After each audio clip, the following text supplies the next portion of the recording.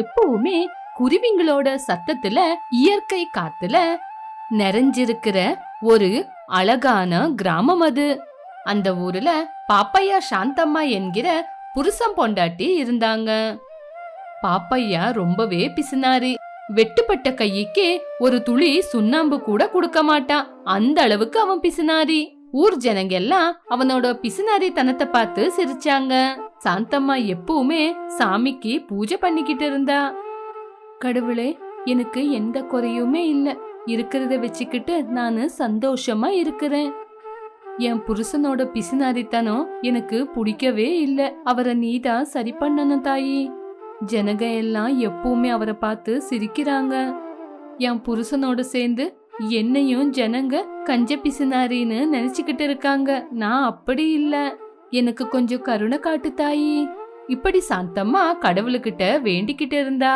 ஒரு நாள் பாப்பையா ஊருக்குள்ள நெய் வியாபாரம் செய்யற ரங்கையா கிட்ட போனா. என்ன பாப்பையா, வீட்டை விட்டு வெளியே வந்திருக்க, உன்னோட பாதங்க தேஞ்சிராதா?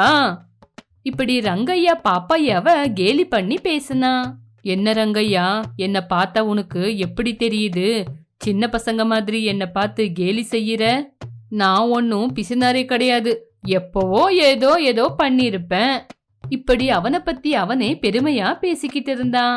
இங்க பாருங்க, நம்ம எதிர்காலத்துக்காக பணத்தை எடுத்து வைக்கணும்னு சொல்லுவாங்க. ஆனா தனக்கு தானே எந்த செலவும் செஞ்சிக்காம சாகிறத பிசுனாரின்னு சொல்லாம என்ன சொல்றது? இதனால நஷ்டம் உங்களுக்கும் உங்க குடும்பத்துக்கு தான். அதனால நீங்க இப்படி இருக்காதீங்கன்னு நான் சொல்றேன். இப்படி வயசுல சின்னவனானாலும் பாப்பையாவுக்கு புத்தி சொன்னான். என்னோட வீடு ரொம்ப நாளாவே இடிஞ்சு போயிருக்கு. வேலை இல்லைன்னா காசு எங்கிருந்து வரும்? வேலை இல்லாத சமயத்துல என்ன யாரு பாப்பா? கொஞ்ச நாள்லயே என்னோட மாங்காய் தோப்பு காஞ்சி போச்சுன்னா எனக்கு எங்கிருந்து காசு வரும்? நீ குடிப்பியா? அந்த நேரத்துல நான் என்ன செய்யறது? இங்க பாருங்க, உங்களோட பிசுனாரித்தனத்தை பேசணும்னு வீட்ல கஷ்டம் தரித்திரம்னு எதேதோ சொல்றீங்க. உங்களோட பிசுனாரித்தனத்துக்கு பெரிய கும்பிடு போடுறேன். ஆனா ஒரு விஷயம், ஆனா நாளைக்கு என்ன நடக்குதுன்னு யோசிச்சா இன்னைக்கு நம்ம சந்தோஷமா இருக்க மாட்டோம். சரி சரி, அதெல்லாம் இப்ப எதுக்கு? இப்ப நீங்க எதுக்கு வந்தீங்கன்னு சொல்லுங்க. இப்படி ரங்கையா கேட்ட உடனே, ஒண்ணு இல்லப்பா, எனக்கு கொஞ்சம் நெய் வேணும், அது வாங்கிட்டு போலான் தான் வந்தேன் அப்படின்னு சொல்லி ரங்கையா கிட்ட கிளாஸ கொடுத்தான். ரங்கையாவும் அதுல நெய் ஊத்தி அவனுக்கு கொடுத்தான். ஏன்யா, இன்னும் கொஞ்சம் போட்டிருந்தா என்ன இருக்கும்? இங்க பாருங்க அண்ணன், நீங்க கொடுத்த காசுக்கு நிறைய தான் ஊத்திருக்க. அது மட்டும் இல்லாம இன்னும் அதுல ஊத்துறதுக்கு இடம் கூட இல்ல. உனக்கு நெய் குடுக்கணும்னு தோணி இருந்தா எப்படி வேணாலும் கொடுக்கலாம். அதுதான் ஐயா நான் கூட சொல்றேன். எங்க ஊத்துறது? இடம் இல்லையே. உங்களுக்கு வேணும்னா இன்னொரு கிளாஸ் எடுத்துட்டு வாங்க, ஊத்தி தரேன். அப்படி சொன்ன உடனே பாப்பாயவுக்கு ஒரு யோசனை வந்துச்சு. நான் வீட்டுக்கு போய் கிளாஸ் எடுத்துட்டு வராங்கட்டியும் இவன் எங்கன்னா போயிட்டானா அப்புறம் எனக்கு பிசுனாரின்னு சொல்லி பேரு வச்சிடுவான். எதுவானாலும் நான் இதை எடுக்காம போக மாட்டேன். அத புரிஞ்சுக்கிட்டு இப்படி சொன்ன பாப்பையா, நீ கொஞ்சமா ஊத்துறதுக்கு கிளாஸ் எதுக்கு? என்னோட வாய காட்டுறேன், ஊத்து. அப்படி சொல்லி வாய காட்டுனா. அப்போ ரங்கையா இவனோட பிசுனாரித்தனம் என்னன்றத தெரிஞ்சுக்கிட்டான். வீரையா கூட எதுவுமே பேசாம பாப்பையா வாயில நெய்ய ஊத்துனா. பாப்பையா கையில அந்த கிளாஸ பிடிச்சுக்கிட்டு வாய திறந்துகிட்டு போறத பார்த்து ஊர் ஜனங்க எல்லாம் சிரிச்சாங்க. பாப்பையா அவங்களெல்லாம் கண்டுக்காம வீட்டுக்கு வந்து சேர்ந்தான். சாந்தம்மாவுக்கு அவனை பார்த்து ரொம்பவே கோவம் வந்துச்சு. ஐயையோ, இதெல்லாம் என்ன வேலைங்க? வாயில என்னங்க நெய்ய ஊத்தி எடுத்துட்டு வந்திருக்கீங்களா? சிச்சி சிச்சி. இப்படி சாந்தம்மா எவ்வளவுதான் துப்புனாலும் பாப்பையாவுக்கு புத்தியே வரல. இப்படி கொஞ்ச நாள் போச்சு. ஒரு நாள் பாப்பையா வேலைக்கு போயிட்டு திரும்பி வரும்போது பாப்பையாவுக்கு யாரோட வீட்லயோ மீன் குழம்பு வாசனை வந்துச்சு. அந்த வாசத்துக்கு பாப்பையா வாயில தண்ணி தான் வந்துச்சு. அப்பா, அந்த வாசத்துக்கு வாயில தண்ணி வருது. இப்பதான் எனக்கு உயிர் வந்த மாதிரி இருக்கு. ஏதாவது செஞ்சு இன்னைக்கு மீன் குழம்புல சாப்பிட்டே ஆகணும். இப்பவே மீன் எடுத்துட்டு வந்து சாந்தாவை சமைக்க சொல்லணும். இப்படி பாப்பையா சந்தைக்கு போய் 2 மீனை எடுத்துட்டு வந்தான். ஏய் சாந்தா, மீன் எடுத்துட்டு வந்திருக்கேன், நீ போய் மீன் குழம்பு வெயி. ஐயோ, என்னங்க ஆச்சு உங்களுக்கு? ஏதாவது காத்து கருப்பு பட்டுச்சா இல்ல வேற எதனா அப்படின்னு ரொம்ப கவலையா சொன்னா சாந்தம்மா. ஏய், நான் என்ன பேசுறேன், நீ என்ன பேசுற? மீன் எடுத்துக்கிட்டு வந்து கொடுத்து மீன் குழம்பு வையின்னு சொன்னேன், அது என்ன தப்பா? நீங்க காசு செலவு பண்ணி மீன் கொண்டு வந்து நிஜத்தை சொல்லுங்க, எப்படிங்க கடிச்சிச்சு உங்களுக்கு இந்த மீன்? ஏண்டி, நான் என்ன பிசுனாரியா? அந்த மாதிரி நிலைமை எனக்கு ஒண்ணும் வரல. இன்னைக்கு நாக்கு மீன் குழம்ப சாப்பிடணும்னு சொல்லுது. உங்ககிட்ட ஒரு விஷயத்த சொல்ல மறந்துட்டேன். முதல்ல கதவெல்லாம் சாத்தி வை. மீன் குழம்பு வாசத்தால யாரானா உள்ள வந்துட போறாங்க. இந்த மீன் குழம்போட வாசனை நம்மள தவிர வெளியே போக கூடாது. இத நம்பத்தான் சுவாசிக்கணும். இப்படி ரங்கையா சொல்லிக்கிட்டே இருந்தா. அதை கேட்டு ரங்கம்மா மீன் குழம்புங்களை செய்ய ஆரம்பிச்சா. பாப்பையா குளிச்சு முடிச்சிட்டு சாப்பாடுக்காக மீன் குழம்புக்காக காத்துக்கிட்டு இருந்தான். சாந்தம்மா மீன் குழம்பு செஞ்சு வச்சா. அப்போ யாரோ வீட்டுக்கு வெளியில கதவு தட்டுற சத்தம் பாப்பையாவுக்கு கேட்டுச்சு. உடனே பாப்பையா சமையலறைக்குள்ள போய் குழம்ப எடுத்து வச்சான். அதுக்கப்புறம் வெளியே வந்து பாக்கும்போது அவனோட சின்ன வயசு ஃப்ரெண்டான ஜெகநாதா அங்க அவனுக்காக காத்துக்கிட்டு இருந்தான். டேய் பாப்பையா, நான் தான்டா ஜெகநாதன், என்ன உனக்கு ஞாபகம் இருக்கா? ஓஹோ, நீதானா? சரி சரி, எதுக்கு வந்த? அப்படின்னா எப்ப வந்தேன்னு? இன்னைக்கு காலையில தாண்டா வந்தேன். இதோ பக்கத்திலேயே எனக்கு ஒரு வேலை இருந்துச்சு. அப்படியே அந்த வேலையை முடிச்சுக்கிட்டு உன்னையும் கூட சேர்ந்து பார்த்துட்டு போலான் தான் வந்தேன். அப்படியா? ரொம்ப தான் கழிச்சு போயிருக்க. சரி சரி, சீக்கிரமா போய் ரெஸ்ட் எடு. டேய், அதுக்குள்ள போனா எப்படிரா? நான் உன் கூடயே இருக்கலாம் தான் அவ்வளோ தூரத்துல இருந்து வந்தேன். அப்படி சொல்லி ஜெகநாதன் வீட்டுக்குள்ள வந்தான். பாப்பையாவோட முகத்தை பார்க்க முடியல. இப்படி அவங்க 2 பேரும் வீட்டுக்குள்ள உக்காந்து பேசிக்கிட்டு இருந்தாங்க.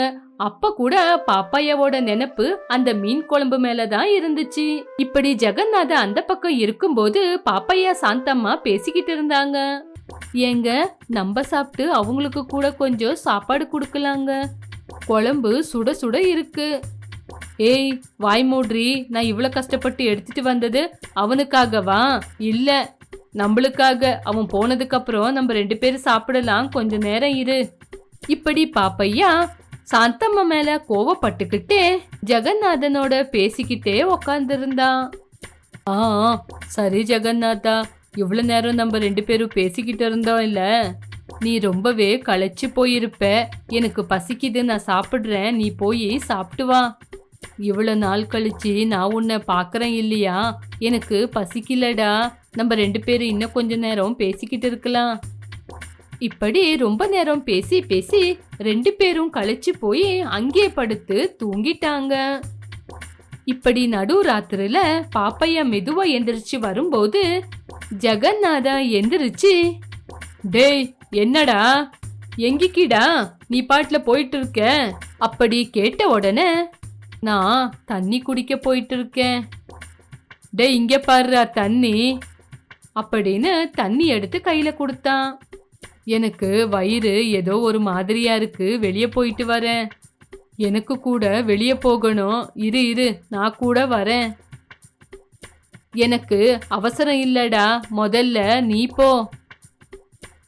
எனக்கு கூட அவசரம் இல்ல, போறதா இருந்தா 2 பேரும் சேர்ந்தே போலாம்.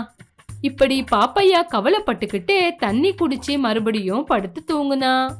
காலையில சீக்கிரமா எந்திரிச்சு ஜெகநாதனை அவசர அவசரமா அனுப்புனா. அப்பா, இப்படி பெரும் மூச்சு விட்டுக்கிட்டு சமையலறைக்குள்ள போனா. இப்படி உள்ள போய் பார்க்கும்போது அங்க மீன் குழம்பு இருக்கவே இல்லை, முள்ளு மட்டும் பக்கத்திலேயே இருந்துச்சு. பாத்திரம் மட்டும் காலியா இருந்துச்சு. 2 பேரும் ஒருத்தருக்கு பாத்துக்கிட்டு இருந்தாங்க. அப்போ மியான்னு சொல்லி ஒரு பூனைக்குட்டி அங்கிக்கு ஓடி வந்துச்சு. கைக்கு வந்தது வாய்க்கு எட்டல. அப்படி ஆயிடுச்சு நம்மளோட நிலைமை. அவருக்கு கொஞ்சம் சாப்பாடு கொடுத்திருந்தா நம்மளுக்கு இந்த நிலைமை இப்ப வந்திருக்குமா? நீங்களும் உங்க பிசுநாரித்தனமும். இந்த மாதிரி ஒருத்தன் ஊருக்குள்ள 2 பேரு இருந்தா போதும், ஊரு நல்லாவே விளங்கிடும். சிச்சி, சாந்தம்மா பாப்பையாவை திட்டிக்கிட்டே இருந்தா. பாப்பையா காலியான பாத்திரத்தை பாத்துக்கிட்டு இருந்தான். ஒரு ஊர்ல சின்ன மண் குடிசை வீட்டுல ராஜையா சாவித்ரி அப்படிங்கிற ஏழை தம்பதிகள் இருந்தாங்க. அவங்களுக்கு கல்யாண வயசுல கீர்த்தனா அப்படிங்கிற பொண்ணு கூட அறிவா ஸ்கூலுக்கு போய் படிக்கிற விக்ரம் அப்படிங்கிற பையனும் இருந்தான். ராஜையா சாவித்ரி 2 பேரும் சேர்ந்து தினமும் அந்த ஊரு பக்கத்துல இருக்கிற காட்டுல விறகுங்களை வெட்டி அத விறகு வியாபாரி சுந்தரையா கிட்ட வித்துருவாங்க. இப்படி வர பணத்தை வச்சு வாழ்ந்துகிட்டு அவங்க பசங்களையும் படிக்க வச்சுக்கிட்டு கீர்த்தனாவுக்கு நல்ல சம்பந்தமா பார்த்து கல்யாணம் செய்யலான்னு நினைச்சாங்க. ஒரு நாள் சாவித்ரியோட அண்ணனான சங்கரையா பழம் எடுத்துக்கிட்டு அவங்க வீட்டுக்கு வந்தாரு. நல்லா விசாரிச்சதுக்கு அப்புறமா ராஜையா சங்கரையா 2 பேரும் மெத்த மேல உக்காந்தாங்க. அவங்க பக்கத்திலேயே சாவித்ரியும் கீர்த்தனாவும் விக்ரமும் நின்னுக்கிட்டு இருந்தாங்க. மாமா, நம்ம கீர்த்தனாவுக்கு ஒரு நல்ல சம்பந்தத்தை பார்த்திருக்கிறேன் அப்படின்னு சொன்னதும் கீர்த்தனா வெக்கப்பட்டுக்கிட்டே தலை குனிஞ்சிட்டா. பையன் எந்த ஊருப்பா? பையன் ஒரு மந்தாரப்பள்ளி மாமா. நமக்கு ரொம்ப நல்லா தெரிஞ்ச பையன்தான். அவன் பெருசா ஒன்னும் படிக்கல, ஆனா ரொம்ப நல்லவன். அவனுக்கு இருக்கிற ஏக்கர் நிலத்துல விவசாயம் செஞ்சுக்கிட்டு கடனே இல்லாம அப்பா அம்மா கூட சேர்ந்து சந்தோஷமா அவனோட வாழ்க்கைய வாழ்ந்துகிட்டு இருக்கிறான். ரொம்ப சந்தோஷம் அண்ணா. அந்த பையன்கிட்ட நம்ம குடும்பத்தை பத்தியும் நம்ம கீர்த்தனாவை பத்தியும் சொன்னீங்களா? ஐயோ தங்கச்சி, நான் இத போய் சொல்லாம இருப்பனாமா? கீர்த்தனா ரொம்ப குணமான பொண்ணு. அவ பயங்கர புத்திசாலியும் கூட. எந்த கல்மிஷமும் இல்லாம கெட்ட எண்ணமும் இல்லாம எல்லார் கூடவும் அன்பா இருப்பா. தீர்வே இல்லாம எந்த கேள்விங்களும் இருக்காதுன்னு நல்லா ஆழ்ந்து யோசிச்சா எவ்வளவு கஷ்டமான பிரச்சனைகளுக்கும் பதில் கிடைக்கும்னு ரொம்ப நம்புவா அப்படின்னும் வரதட்சணைலாம் அவ்வளவா தரமாட்டாங்க அப்படின்னும் நான் எல்லாத்தையுமே சொல்லிட்டு வந்துட்டேன் மாமா. அப்போ தாமதிக்காம நம்ம பொண்ணை பாக்குறதுக்கு ஒரு நல்ல நாளா பார்த்து அவங்க எல்லாரையும் வர சொல்லுப்பா. கண்டிப்பா மாமா. எல்லாரும் கை கழுவுங்க, சாப்பாடு போடுறேன் அப்படின்னு சொல்லி அங்கிருந்து போயிட்டா சாவித்ரி. அம்மா பின்னாடியே கீர்த்தனாவும் போனா. எல்லாரும் சந்தோஷமா கதை பேசிக்கிட்டே சாப்பாட சாப்பிட்டாங்க. அப்புறமா அவங்க கிட்ட போயிட்டு வரேன்னு சொல்லிட்டு சங்கரையா அவனோட ஊருக்கு போயிட்டான். ஒரு நாள் ராஜையா தனியா விறகுங்களை வெட்டிக்கிட்டு காட்டுல இருந்து வீட்டுக்கு போகும்போது அந்த வழியில திடீர்னு வந்த பாம்பு ராஜையாவ குத்திருச்சு. ஆனாலும் ராஜையா எதுவும் பயப்படாம எப்படியாவது விறகுங்களை சுந்தரையா கிட்ட வித்துட்டு பணத்தை எடுத்துட்டு போய் வீட்டுல கொடுக்கணும்னு நினைச்சான். சுந்தரையா கிட்ட வந்தா விறகுங்களை வித்தான். சுந்தரையா கொடுத்த பணத்தை வாங்கிக்கிட்டு வீட்டுக்கு போய் வாசல்லையே சாவித்ரி அப்படின்னு கீழே விழுந்துட்டான். அந்த சத்தம் கேட்டு வீட்ல இருந்த கீர்த்தனாவும் சாவித்திரியும் பயந்துகிட்டே வாசலுக்கு வந்தாங்க. வாசல்ல விழுந்திருந்த புருஷனை பார்த்து, ஐயோ என்ன ஆச்சுங்க? என்னைக்கு இல்லாம இப்படி வாசல்ல விழுந்து கிடக்குறீங்களே, என்னங்க ஆச்சு உங்களுக்கு? என்ன ஆச்சுப்பா அப்படின்னு சொல்லும் போதே ராஜையாவோட வாயில இருந்து நொர வர்றத கீர்த்தனா பார்த்தா. பாம்பு கடிச்சிருக்குன்னு புரிஞ்சுக்கிட்டு அவளோட அப்பாவோட காலை பார்த்தா. வலது கால்ல பாம்பு கடிச்சிருந்தத பார்த்தா. கீர்த்தனா தைரியத்தை இழக்கல. அம்மா, அப்பாவை ஏதோ விஷமுள்ள பாம்பு கடிச்சிருக்கு. நம்ம தாமதப்படுத்தாம நம்ம ஊரு வைத்தியரு குணசேகர் கிட்ட கூட்டிட்டு போனா சரியா போயிடும். அப்பாக்கு ஒண்ணும் ஆகாது. நான் பிழைக்க மாட்டேமா. உன் அம்மாவையும் தம்பியையும் நீ பத்திரமா பாத்துக்கோ அப்படின்னு சொல்லி ராஜையா செத்துட்டாரு. கீர்த்தனா, சாவித்ரி, விக்ரம் ஊர்க்காரங்களோட உதவியால ராஜையாவோட இறுதி சடங்கு முடிச்சாங்க. வீட்ல ஒரு மூலையில உட்காந்து அழுதுகிட்டு இருந்த தங்கச்சிய பார்க்கவே முடியல அவளோட அண்ணன் சங்கரையாவுக்கு. அவன் கீர்த்தனா கிட்ட, பாருமா கீர்த்தனா, இப்போ அம்மா தம்பியோட பொறுப்பு உன் மேல வந்துருச்சு. ஏற்கனவே நீ கல்யாணம் ஆக வேண்டிய பொண்ணு. காட்டுல எப்படி விறகுங்களை வெட்டுவ சொல்லு? வீட்டுக்கிட்ட ஒரு மாடு இருக்கு. நீ அந்த மாடை இங்க எடுத்துட்டு வந்துருமா. அதோட பாலை நீ வித்துட்டு மிச்ச பாலை வீட்டுக்கு பயன்படுத்திக்கோ. சரிங்க மாமா. தங்கச்சி, பசங்கள கூட்டிட்டு போய் நான் மாடை கொடுத்து அனுப்புறேன். சரிங்க அண்ணா. அப்படின்னு சொன்னதும் சங்கரையா கீர்த்தனாவையும் விக்ரமையும் கூட்டிக்கிட்டு காட்டுக்கு வந்தான். அங்க சரியா இல்லாத வழியில அவன் நின்னுட்டான். பசங்களா, இப்போ நம்ம இந்த வழியில தான் போக போறோம். மறுபடியும் நீங்க மாடை கூட்டிக்கிட்டு இந்த வழியில தான் நம்ம வீட்டுக்கு போகணும். நல்லா ஞாபகம் வச்சுக்கோங்க என்ன. எதுக்கு மாமா நல்ல வழியை விட்டுட்டு நீங்க இந்த பக்கமா போக சொல்றீங்க? அந்த மண் வழியில கோவிந்த் அப்படிங்கிற ஒரு மோசக்கார திருடன் ஒருத்தன் இருக்கான். அவன் அந்த வழியில தனியா வர்றவங்கள தாக்கி அவங்க கிட்ட என்ன இருக்கோ அத கத்திய காட்டி மிரட்டி அபகரிச்சுப்பான். பணத்தையும் எடுத்துப்பான், அவன் தங்கத்தையும் அபகரிச்சுப்பான். ஆடு மாடு கோழிங்களை அப்படியே வித்துருவான். அப்படின்னு சொல்லிட்டு சங்கரையா அந்த வழியில போய்கிட்டு இருந்தா. கீர்த்தனா அவளுக்கு இருந்த புத்திசாலித்தனத்தால யோசிச்சு போற வழியில இருக்கிற செடி கிளைங்களை கொஞ்சம் கொஞ்சமா உடைச்சு விட்டுக்கிட்டே போனா. அவளோட மாமா பின்னாடியே அவங்க 2 பேரும் போனாங்க. இப்படி சங்கரையாவோட வீட்டுக்கு போயிட்டாங்க. சங்கரையாவோட மனைவி சுஜாதா அவங்க 2 பேரையும் பாசமா உள்ள அழைச்சு வயிறு நிறைய சாப்பாடு போட்டாங்க. சங்கரையா மாசமா இருக்கிற அந்த மாடை கூட்டிக்கிட்டு கீர்த்தனா கிட்ட வந்தாரு. கீர்த்தனாவும் விக்ரமும் வெளியே வந்தாங்க. அந்த மாடை கீர்த்தனா கிட்ட ஒப்படைச்சாரு. ஏற்கனவே இருட்டுற மாதிரி இருக்குல்ல கீர்த்தனா, நீ காலையில போலாம்ல? இல்லத்த, போய் ஆகணும். வீட்ல அம்மா தனியா இருக்காங்க, அழுதுகிட்டே இருக்காங்க. நாங்க இருந்தா 2 வாய் சாப்பிடுவாங்க, இல்லனா அழுதுகிட்டே அப்படியே தூங்கிடுவாங்க. சரிம்மா, நீ ஜாக்கிரதையா போயிட்டு வா. உங்க மாமா கூட்டிட்டு வந்த வழி உனக்கு ஞாபகம் இருக்குல்ல? ஞாபகம் இருக்கிறதுக்காக தான் நம்ம கீர்த்தனா வர வழியில செடிங்களோட கிளைங்களை உடைச்சு விட்டுக்கிட்டே வந்தா. இது தெரியுமா உனக்கு சுஜாதா? நீங்க அத பாத்தீங்களா மாமா? ஆமாமா அத்த. அப்படியே ஒரு சின்ன பாத்திரம், ஒரு துணி கட்டுறதுக்கு கயிறையும் நீங்க கொடுங்க அத்த அப்படின்னு கீர்த்தனா கேட்டதும் சங்கரையாவுக்கு குழப்பமா இருந்துச்சு. பாத்திரம், துணி, கயிறு கீர்த்தனா எதுக்கு கேட்டிருப்பா அப்படின்னு யோசிச்சுக்கிட்டு இருந்தாங்க. எதுக்கு கீர்த்தனா? வழியில போகும்போது மாடு கண்ணு போட்டுருச்சுன்னா பால் கறக்கணும்ல அப்படின்னு சொன்னதும் சங்கரையாவும் சுஜாதாவும் உண்மைதான்னு சொன்னாங்க. சுஜாதா யோசிக்காம வீட்டுக்குள்ள போய் ஒரு பானை, கயிறு அப்புறம் ஒரு துணியை கொண்டு வந்து கொடுத்துட்டா. கீர்த்தனா அதை வாங்கிக்கிட்டு மாட்டு கயிறை பிடிச்சுக்கிட்டு அவளோட மாமா வீட்டுல இருந்து அவ கிளம்பிட்டா.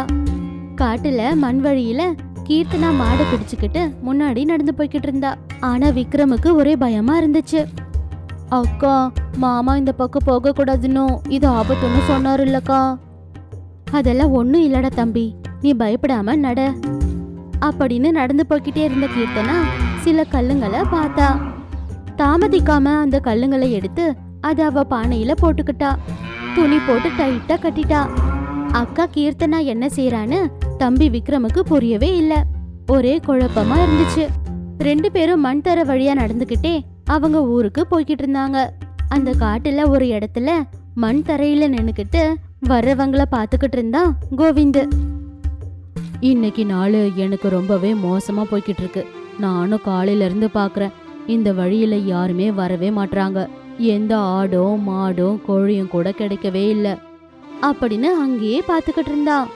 பாதி வழியிலேயே மாடு கண்ணுக்குட்டிய போட்டுருச்சு. அந்த கண்ணுக்குட்டி அழகா இருந்துச்சு. கீர்த்தனாவும் விக்ரமும் சந்தோஷப்பட்டுக்கிட்டு, அக்கா, மாமா சொன்ன மாதிரியே இனிமே நம்ம மாட்டுப்பாலை வித்துக்கிட்டு சந்தோஷமா அம்மா கூட இருக்கலாம் அக்கா. ஆமா தம்பி. இப்படி பேசிக்கிட்டு இருந்தாங்க. அவ கையில இருந்த பானைய விக்ரம் கிட்ட கொடுத்துட்டு, தம்பி, இத பத்திரமா புடி, கண்ணுக்குட்டி நடக்காதுல்ல, நான் இப்போ அந்த கண்ணுக்குட்டிய தூக்கிக்கிறேன் அப்படின்னு சொல்லி கண்ணுக்குட்டிய கீர்த்தனா தூக்கிக்கிட்டா. மாடு சந்தோஷப்பட்டுக்கிட்டு முன்னாடி நடந்துகிட்டு இருந்துச்சு. மாட்டுக்கு பின்னாடியே அக்காவும் தம்பியும் நடந்துகிட்டு இருந்தாங்க. மரத்து பின்னாடி ஒளிஞ்சுக்கிட்டு இருந்த கோவிந்த் அந்த மாடை பார்த்துட்டான். கடவுள் என் முறைய கேட்டுட்டான் அப்படின்னு கத்தி எடுத்துக்கிட்டு நடு வழியில நின்னான். அவனை பார்த்து மாடு, கீர்த்தனா, விக்ரம் நின்னுட்டாங்க. கோவிந்த கத்தியால மிரட்டி, மாட்டையும் கண்ணுக்குட்டியையும் இங்கேயே விட்டுட்டு போயிடுங்க, நீங்க உயிரோட தப்பிச்சுப்பீங்க, இல்லனா நான் உங்களை கொன்னுடுவேன் அப்படின்னு பயமுறுத்தும் போது கீர்த்தனாவ கையில இருந்த கண்ணுக்குட்டியை இறக்கி விட்டுட்டா. தெளிவா விக்ரம் கையில இருந்த அந்த பானைய வாங்கிக்கிட்டா. இத கோவிந்து பார்த்தான். இங்க பாருங்க, நீங்க கேட்ட மாதிரியே மாடையும் கண்ணுக்குட்டியையும் இங்கே விட்டுட்டு நாங்க போயிடுறோம். பானைய மட்டும் தரமாட்டோம், தயவு செஞ்சு கொடுன்னு மட்டும் நீங்க கேட்டுறாதீங்க அப்படின்னு சொன்னா. அத கேட்டு கோவிந்து, பானைய மட்டும் கேட்காதீங்கன்னு சொல்றா அப்படின்னா கண்டிப்பா அதுல தங்கம் தான் இருக்கணும், இந்த மாடை வித்தா எனக்கு கொஞ்சம் பணம் தான் கிடைக்கும், அதுவே அந்த தங்கத்தை வித்தா எனக்கு நிறைய பணம் கிடைக்கும் அப்படின்னு கீர்த்தனாவை பார்க்கும்போது கீர்த்தனா அவனை நல்லா புரிஞ்சுக்கிட்டு அங்கிருந்து அவ ஓட ஆரம்பிச்சுட்டான். ஓடிக்கிட்டு இருக்க நதியில அந்த பானைய அவ போட்டுட்டா. அதனால பானைக்காக கோவிந்து அந்த நதியில தேடிக்கிட்டு இருந்தா. அப்புறமா கீர்த்தனா மறுபடியும் கண்ணுக்குட்டிய தூக்கிக்கிட்டு மாடு கூட சேர்ந்து வீட்டுக்கு போனா. அப்போ தம்பி, நீ அந்த கல்லுங்களை எதுக்காக பானையில போட்டு கட்டி வச்சேன்னு எனக்கு இப்பதாங்க புரியுது அப்படின்னு சொன்னா. கீர்த்தனா சிரிச்சுக்கிட்டே, மாமா தான் சொன்னார்ல விக்ரம், காட்டுல மோசமான கோவிந்த் இருக்கான்னு, ஒருவேளை ஆபத்து வந்துட்டா என்ன செய்யறதுன்னு நான் முன்னாடியே யோசிச்சு அதுக்கப்புறமா தான் அந்த பிளான போட்டேன். இப்போ அவன் அந்த பானைக்காக தேடிக்கிட்டே இருப்பான். அது இந்நேரம் முழுகி போயிருக்கும். எவ்வளவு தேடினாலும் கிடைக்காது. அப்படியே கிடைச்சாலும் அதுல தங்கம் இருக்காது. அவன் ஏமாந்து போயிட்டான்னு தெரிஞ்சுப்பான். இனிமே எப்பவும் இப்படி ஏமாறக்கூடாது, ஒழுங்கா வேலை பார்க்கணும்னு நினைப்பான் அப்படின்னு சொல்லி கீர்த்தனா மாட்டோட வீட்டுக்கு போனா. அடுத்த நாள்ல இருந்து மாட்டுக்கிட்ட இருந்து பால் கறந்து அதை வித்து அம்மா தம்பி கூட சந்தோஷமா இருந்தா. டியர் ஃப்ரெண்ட்ஸ், எவ்வளோ பெரிய கஷ்டம் வந்தாலும் எவ்வளோ மோசக்காரனா இருந்தாலும் அவனை பார்த்து பயப்படாம நம்ம புத்திசாலித்தனமா யோசிச்சு செயல்பட்டா நம்மளே காப்பாத்திக்க முடியும் அப்படின்னு நம்ம கீர்த்தனா நல்லா சொல்லி கொடுத்துட்டால. நீங்க என்ன நினைக்கிறீங்கன்னு கமெண்ட்ஸ்ல சொல்லுங்க ஃப்ரெண்ட்ஸ். வணக்கம்.